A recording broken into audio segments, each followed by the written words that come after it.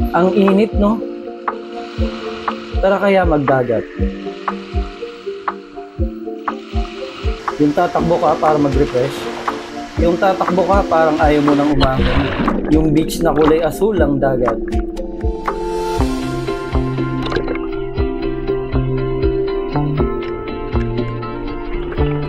Tara, samahan niyo po kaming muli sa ating bagong episode ng Moto Camping. Dito yan, sa Morong, Bataan.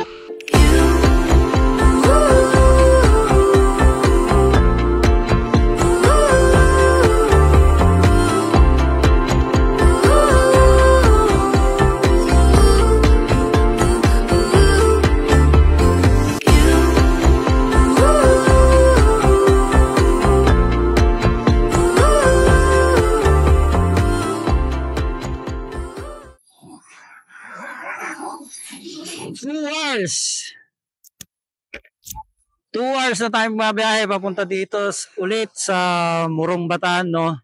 So, magkakamping ulit tayo dun. Kung yung nakaraan natin puntang Morong is Olonga po tayo pumunta. Ngayon naman dito tayo dinaan sa Hermosa.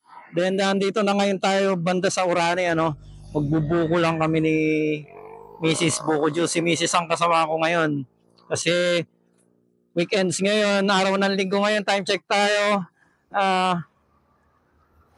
2:15 PM. So, basta kay Google Map, 1 hour and 10 minutes pa tayong babiyahe papunta doon sa pupuntahan nating camping site, which is bago daw or newly opened lang yung camping site, no? Kaya bibisitahin namin ngayon and overnight kami doon ni Mrs. Magkakamping tayo doon. So, sana samahan nyo ulit kami dito sa raw camping na gagawin natin. Ciao! Ganda ng mga daan sa Bataan. Kahit doon ka madaan sa may dinalupihan, saka dito sa Orani, maluwag, maliwalas yung daan. Lalo dito, 6 lane. 3 lanes sa northbound, 3 lanes sa southbound. Napakaluwag. Siguro may speed limit kasi may tendency talagang magmamabilis ka dito sa sobrang luwag ng highway. Sa kapanapo na dito, no, ang mura ng gasolina dito. Yung premium nasa 52 something lang. Then yung regular unleaded nasa 51. Kaya mura. So ito nakalagay dito, welcome to Balanga. So at this time sa Balanga, Bataan na tayo. And then base dito kay Google Map is 1 hour and 2 minutes pa tayong babiyahe papunta dun sa destination natin, dun sa pagkakampingan natin. At mag-overnight po tayo dun. And sinisigurado ko po sa inyo na ito yung mga hinahanap ninyong tahimik na camping site. Bukod sa tahimik, malapit din to sa dagat. So di ko pa alam kung seaside or may konting lakad. Tingnan po natin pagdating natin do sa area. And then tsaka tayo mag-shoot ng drone. Andito na nga tayo sa town proper ng Balanga, Kahit na tanghali na tayo malis, nakisama yung langit. Walang init. Kanina pa makulimlim. Paglappas pa lang namin ng Lubao, Pampanga, makulimlim na. Akala nga namin uulan, which is awa naman ng Diyos, hindi tumuloy. Pero hanggang ngayon, as of now, to 40 PM, makulimlim siya, walang init. So, na-enjoy namin yung biyahe. Mount Sama to, kita dito. So pinasok na tayo dito ni Google Maps sa Barangay Kupang. Base sa mga nababasa ko, Barangay Kupang, Balanga, Bataan. So parang to yung daan. Parang siya yung daan, parang diversion or bypass. Tingnan natin kung saan ang labas na natin ito. So nakalagay dito to Bagak and Morong. Galing tayo doon sa may looban, mga barangay, then dito na tayo pinakaliwa. Ang daming tao ah. Ano bang meron dito? Ano meron dito?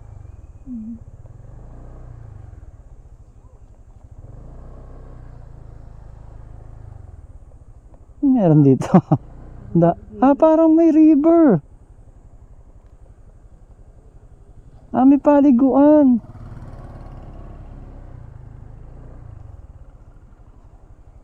Marami naliligo dito. Dami oh.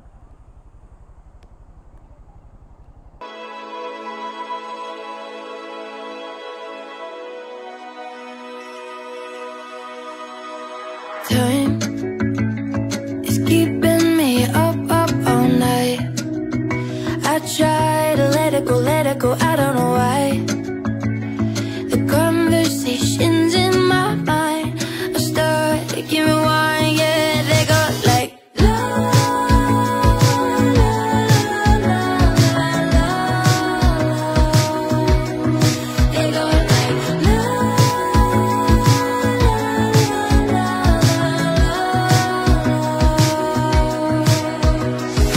It ain't easy silencing me from myself up on the shelf. Can you hear my heartbeat? Can you feel my heartbeat? Oh. So ayun nga no, Tanato River dito sa Balanga, Bataan. Public river. Daming naliligo. Mukhang lumabas na tayo ng highway. So right side tayo dito. O right turn. Oo nga.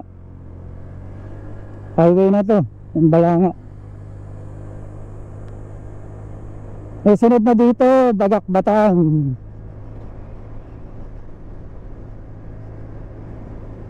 Tandaan ko yung daan na to kasi nung pumunta kami ng Bagak ni Mrs.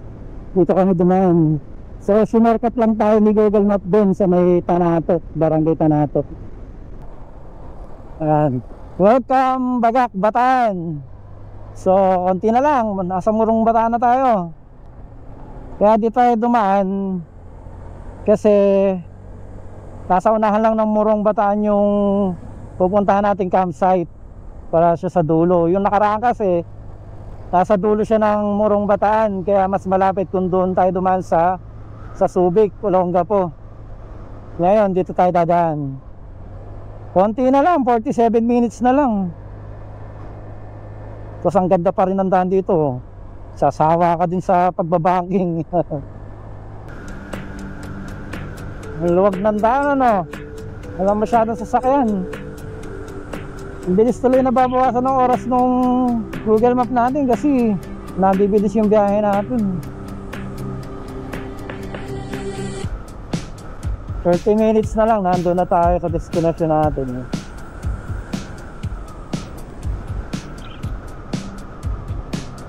Kahit 60-70 lang yung takbo mo, pagka ganito kaluwag talaga malilibang ka. Tapos dito pa U-turn. So medyo hard turn to.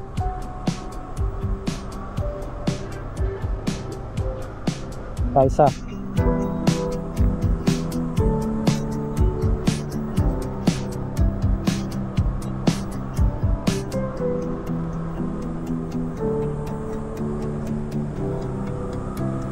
kuliglig. Puro kuliglig lang yung naririnig. So, sobrang tahimik ng lugar. Puro kuliglig lang naririnig mo. Tapos presko yung hangin. Maluwag yung daan, pero diretso lang. Pauwi na sila. Sila pauwi na, kami papunta pa lang. Pasok ka na bukas ulit. So trabaho, Lunes. Ang ganda. Taas ng karsada pababa, tapos nakikita mo yung scenic view.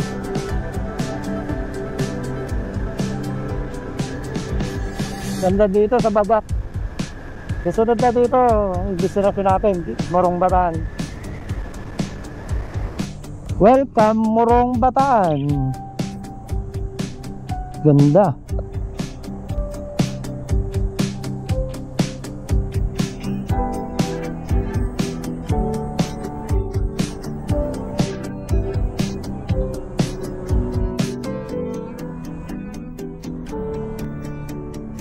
Ito yung nuclear power plant ng Morong Bataan. Dito yun. Nagpicture ako dyan dati.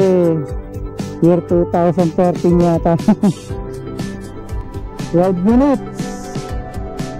12 minutes. Ando na tayo, Bangki. Time check. 12:34. 3:45 PM. Andito pa rin tayo sa Morong Bataan at 12 minutes na lang nandun na tayo sa destination natin. Konting-konti na lang para makahanap tayo ng tindahan. Bili muna tayo ng pagkain. Panghapunan meron na kami ni Mrs. Yung pang-almusal bukas ang kailangan natin. Saka konting pang-merienda gano'n, makukot ang tindahan. May mga daanan daw tayong malaking Virgin Mary. Tapos parang Petron yata yun, doon daw mag-wait. Mag-wait? Wait po kayo doon, sabi. Petron? Seven- 7-Eleven, no? Ito ang Virgin Mary. Sabi mo, punta tayo 7-Eleven, bibili ka mo yelo. So guys, andito tayo sa may Petron and 7-Eleven. Hindi ko lang alam kung anong barangay ito eh. Then kachat ko kasi si owner o hindi ko alam kung owner o caretaker. Sabi niya, pag nadaanan namin yung malaking si Mama Mary, yun sa may kanto. Yung malaking Mama Mary. Dito daw kami magkita papunta dun sa camping site. Kasi di pa nakapin sa map yung kanilang campsite. So gagawin natin, pagdating natin doon, ipipin natin yung campsite nila sa Google Map. Gagawa natin ng pin location para pag pupunta kayo doon, yun na lang ang isa-search nyo. So mili na rin si Mrs. ng yelo tsaka ng ano pang mabibili bago kami pumunta doon sa site. Kasi na lang mga 7 minutes or 5 minutes nandun na kami. Masyado nang malapit kaya dito na kami bumili ni Mrs. No? Sir Michael, wala ba tayo ibang mabibilang yelo dyan? Sir, i-guide ko muna kayo doon sa pagbalik ko, sir, magdadala ko ng Okay, totoo po ba? Nakakaya naman po. Bisita namin kayo. Sige po, salamat po. Sige po.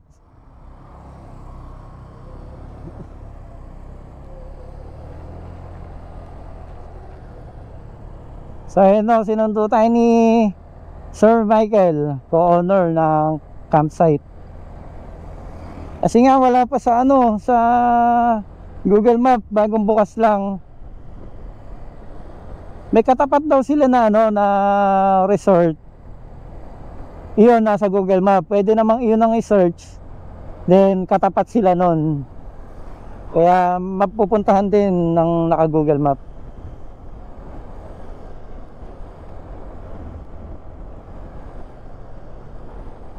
So, sundan lang natin Sir Michael papunta doon sa campsite. So, mula doon sa Bagak hanggang dito sa Morong Bataan, wala kami nilikuan. Dire-diretso lang yung way. So, doon sa mga makakapanood nito at magpaplano na pumunta dito, wala pa po kaming nililikuan. So, pagdating nga lang doon sa may kay Mama Mary na kanto, 7-Eleven, Petron, inundo kami ni Sir Michael. Pero may binigay naman sila sa aming instruction doon sa page. Kakaliwa tayo dito. Ito. So mukhang maraming resort dito.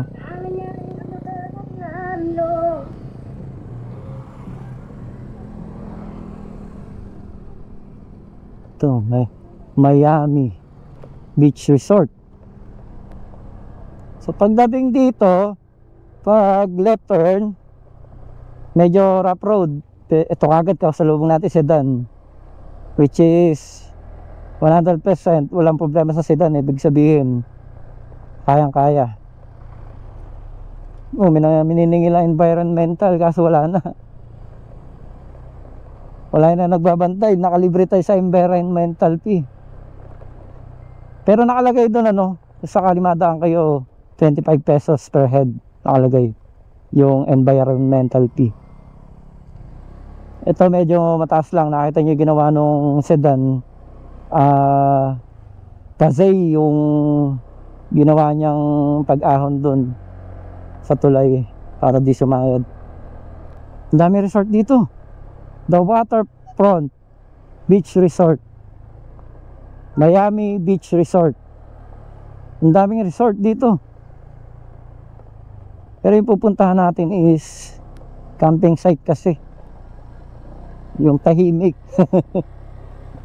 Hindi yung may mga nagbibideo okay, may palakasan ng sound system.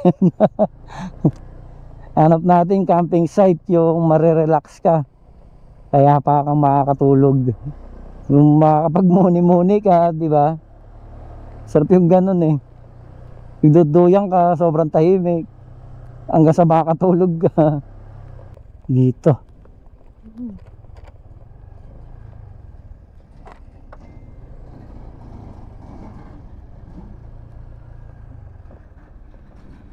Uy, madulas ah. Ay, madulas. Mga baon.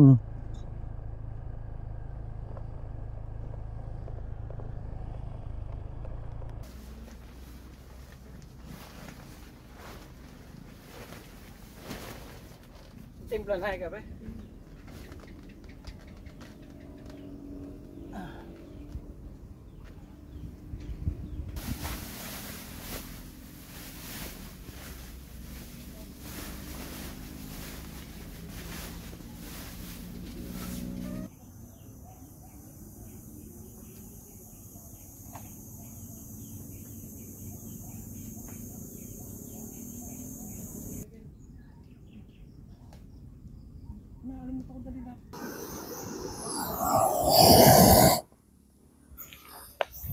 Diba?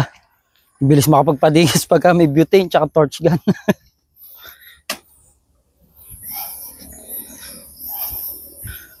Time check tayo mga boss. 7:30 PM. Andito tayo sa Nagbalayong, Morong, Bataan. So, yung campsite na to no mga boss, newly opened.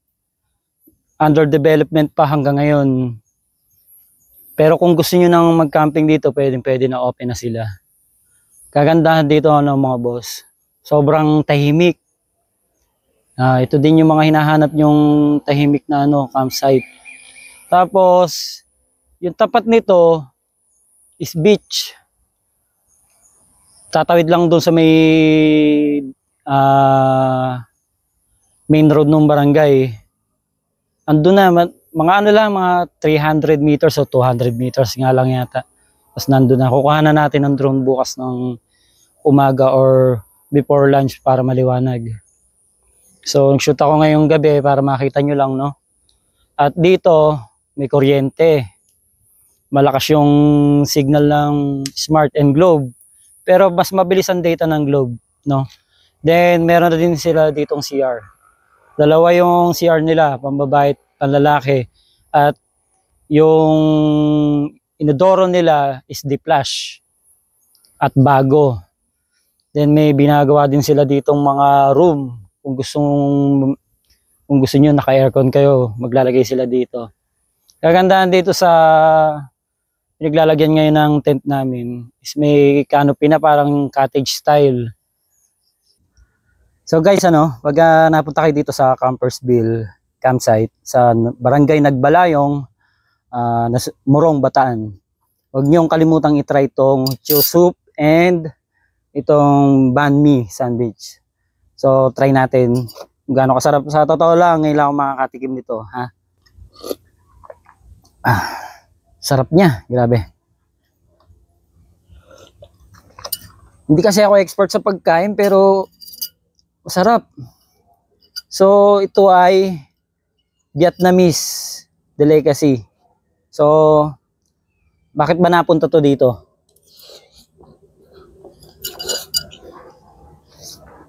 During 1980s, nagkaroon ng Vietnam War.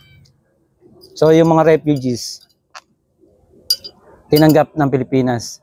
Nagkaroon ng refugee camp dito na tinayo ng United Nations in 1980s. Kaya nagkaroon ng mga gantong pagkain dito sa Morong Bataan. And then 1990s something, tinake over na, sinat down na yung refugee camp kasi natapos na yung Vietnam War. Bumalik na yung mga foreigner, mga Vietnamese, Cambodian, also Laos, no? Bumalik na sila sa mga bansa nila. Tinake over na ng Pilipinas yung refugee camp. And then, kinonvert nila ngayon ito into Heritage Park. And sana makapasyal tayo doon. Ito naman yung kanilang banh mi sandwich. Bacon, kamatis, pipino. And then yung meat ay hindi ko alam kung ano. So, try natin.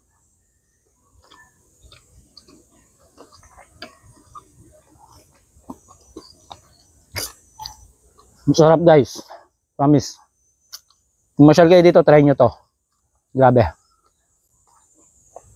Huwag ka dyan. So, salamat kay Sir Ronnie, Sir Michael, at kay Ma'am sa pagpapadala nito para matikman natin yung delicacy nila dito. Salamat po. Welcome nga pala dito sa Campersville Campsite. Dito sa Morong Bataan, no? So, under development pa yung campsite. Then, pwede nang pumunta. Ganito yung style ng campsite nila. Tsaka sobrang tahimik guys. Sobrang tahimik din. May mga cottage na ganito na pwede na mismo doon mo ilagay yung tent. Then, dito kami kagabi nag bonfire. Tapos may ginagawa na sila doon restroom nila. Malaki yung inidoro bago pa. Tapos may flash, may bidet. Tapos ito, shower area. Ayan.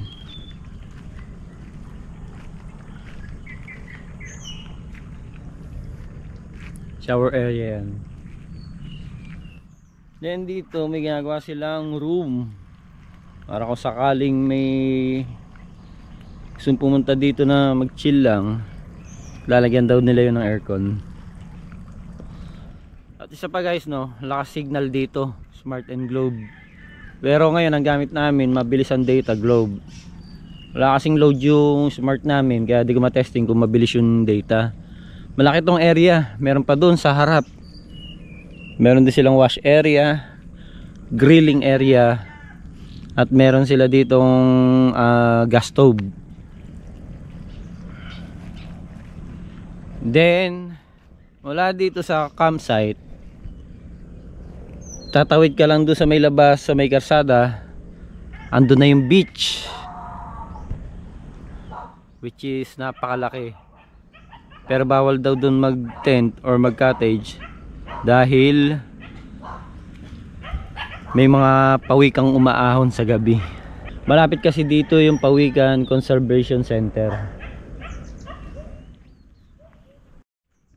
Tapos yung campsite, mga boss, may river. Ito. Pwede daw dito mag fishing. Marami daw nahuhuli dito. Ayan. So yung may hilig mag fishing, mamingwit, pwede rin kayo dito. Tapos guys, meron ditong sasahan. Ayan. Alam niyo yung sukang sasa? Ayan. Tapos sa loob, gumawa sila ng mga tables and chair. At may linya ng kuryente. Ayan o. Sarap mag chill dito. Pwede na rin dito mag tent. Tsaka malamig dito. Ayan, may mga outlet din, saksakan. In case na gusto niyo mag-charge, mag-sounds. So ito yung labas nila. Andyan yung main road ng barangay. Andyan lang. Ayan. Ito yung paikot. Yung sasahan, gagawin din nilang may tentan din sa loob.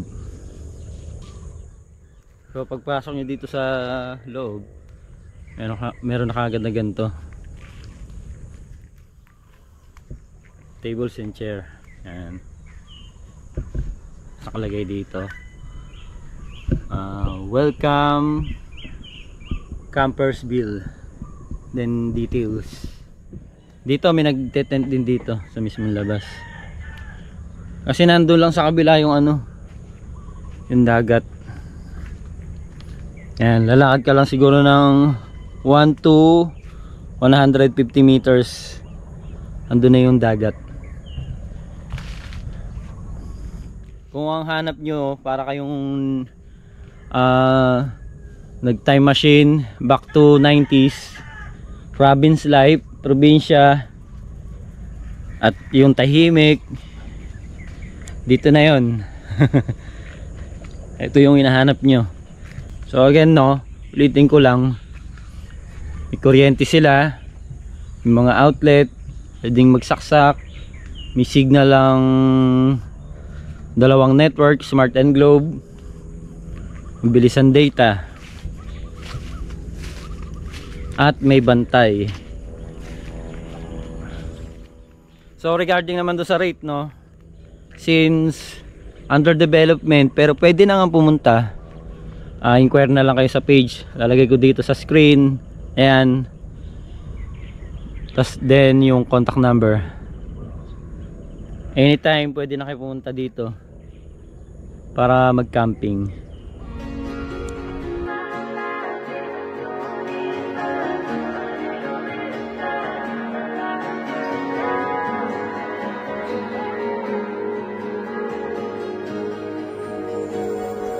Look at you, you with your emerald eyes like fields of green I've never seen before.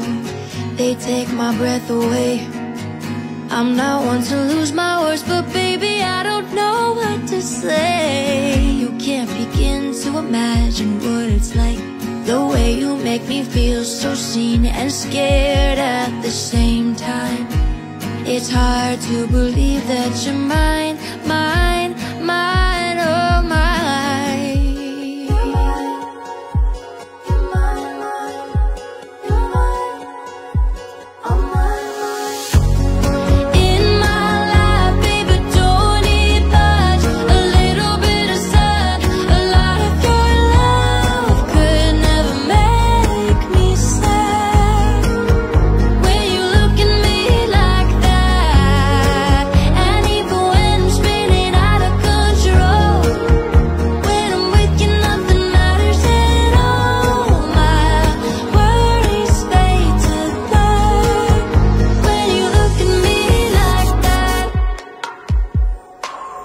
Look at you, you with your emerald eyes like fields of green I've never seen before. They take my breath away. I'm not one to lose my words, but baby, I don't know what to say. You can't begin to imagine what it's like, the way you make me feel so seen and scared at the same time. It's hard to believe that you're